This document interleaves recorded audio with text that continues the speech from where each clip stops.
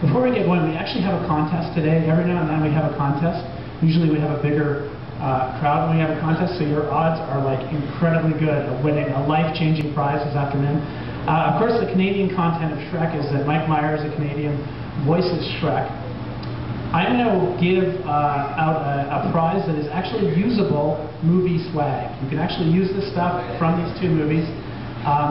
To the first person who can toss out the answer to this question. When Mike Myers originally recorded Shrek, he got a long way through the movie doing a completely different accent, doing a completely different ethnic background for Shrek, and then changed it.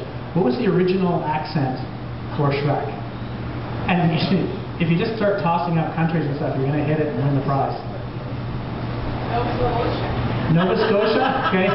Maybe you want to... German? English? Okay, only one person's participating, so you win. Actually, oh, okay, close. It was close. Well, that's the new one. So, okay, you actually got closest the first time. So come on up. It was Canadian. Here's Mike talking about when it. I first did Shrek, I did it in a Canadian accent because I thought that ogres were working class. You know, because fairy tales are all about class. There's kings and there's peasants. And I thought ogre was more like a peasant. And I got 3/4 of the way through the process, and I said to the guys, I can do better. And they kind of looked at me, what do you mean? I think I can do better than what I've done. I see the animation, I see where you're going with this project, I see where you're going with the quality. I look at it, I'm not... So there you go. Through an exclusive deal with the movie producers, because they support this event so fully, in my salary, we have Pirates of the Caribbean lip balm for you. There you go. Wear it with pride. Help you say R. And we have strawberry mini wheats featuring Shrek and a nightlight. And you know what? These nightlights are 3-year-old approved. My 3-year-old daughters love them. So there you go. You're set. You could live for weeks on lip balm and mini wheats alone. I won't tell you how I know that. So here's a bigger question for you this afternoon. Where do blockbuster plots come from in a thematic sense? Why do people give a rip about going to these movies in such huge numbers that it's a social phenomenon? Every time we hit the summer, a massive majority of us go and see a few big movies. And it's almost guaranteed that they're going to bring in a big chunk of the population. Well, let me answer that question and stir hopefully your thoughts in part. This little pyramid of sorts here to say that when writers go to write big blockbusters, they pull from certain material. And they pull from kind of a thematic base that gets bigger and bigger and deeper the further you go down with it. The top part of it is just reality, the mundane, everyday, workaday reality. This is a terrible day, man. I'm losing it in droves. Now this is the one where I start to sing, and it's mostly just employees left in the room. You know, we used to have this. I used to have this policy in my head when we started another cafe that if there was 8 or less people, we just can the event. But now we have this online component, and honestly, if like the employees leave, still got to do it because we got the website. And now that's going to be on the website. The workaday, boring, everyday reality that we live in rarely makes it into movie plots. And there's not a lot of thematic base to pull anything out of from there. But underneath that is a huge base for movie plots, and that's the adventure story, the pirate story. Underneath that are these stories that recur throughout history and get adapted and get bigger and bigger, fairy tales. And Pirates of the Caribbean kind of taps into both of these, because it's not just this kind of semi-historical pirate story, it's this weird, fantastical fairy tale sort of thing. And those fairy tale plots get pulled out and tossed into movies in strange ways that you never expect to see them. But underneath that, there's something deeper and bigger and perhaps more universal to the human experience, and that's the area of legend and myth. And where legend and myth take us is that fairy tales are not real.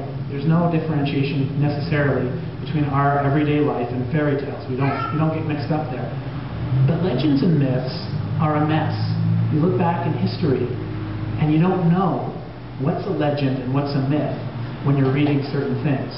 You read Irish history, you heard Irish accent for Shrek there, and you have this incredible mixing of legend and myth right there with real history.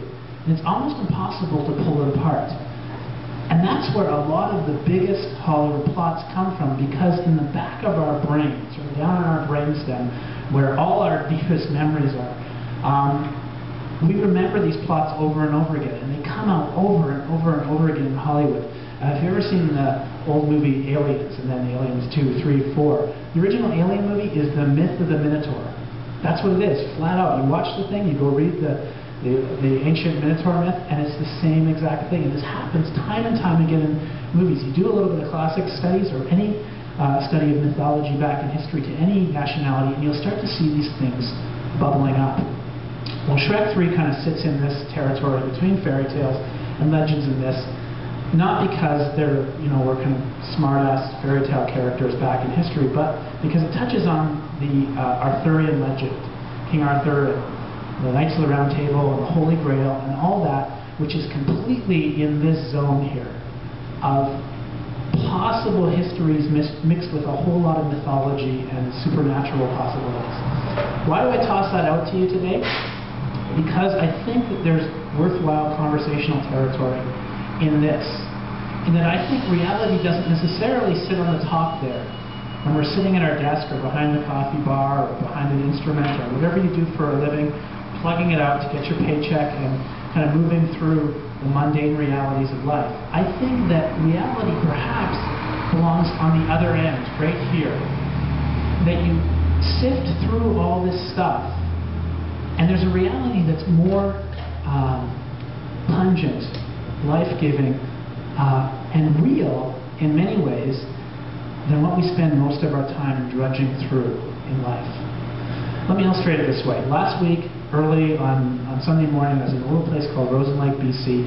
I got up real early. There was not a soul awake that was human around the lake. I climbed right down to the lake side and sat there for a couple hours, and there was mist rolling in off the lake.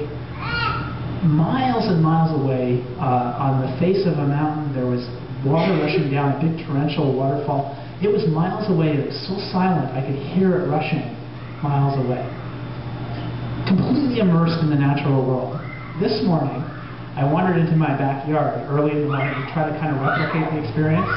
Sat down kind of near the base of a tree. It's really fun out there, right?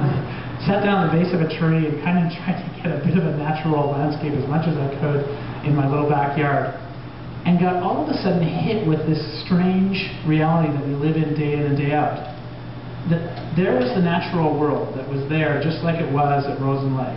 The trees growing up and the birds flying by and the grass growing and the various plants and all the weeds and all that kind of stuff. That system moving on and growing, and the beauty of all of that.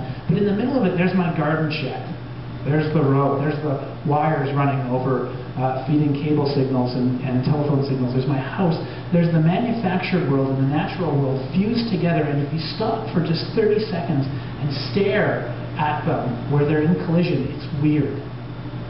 It's two seemingly separate worlds. World of straight angles and clean lines and no depth. And this intricate, right down to the molecular scale system that's alive. And I think that reality mirrors something else that we live in all the time. Because when I was sitting in the backyard there, seeing these two worlds collide and going, what is this? This is strange how this works. I think the same thing might have happened a couple thousand years ago when people, regular people like you and me, started listening to this guy Jesus talking about morality and spirituality and the big themes of life. And all of a sudden, we're hit with this idea of two worlds colliding. Because sure, there's this moral teacher standing in front of them, but I think that for those who stopped for a moment and listened and got into that reality and were quiet before it, they saw something else fused into it. They saw human being teaching and talking, and they saw something divine, something spiritual, fused into the same place. And that reality, I think, comes as we push through this and allow our lives to be confused by the possibilities of legends and myths and something deeper and more real underneath there. To that end, here's some things you might want to talk about or consider, or even toss your ideas out online on our website discussion.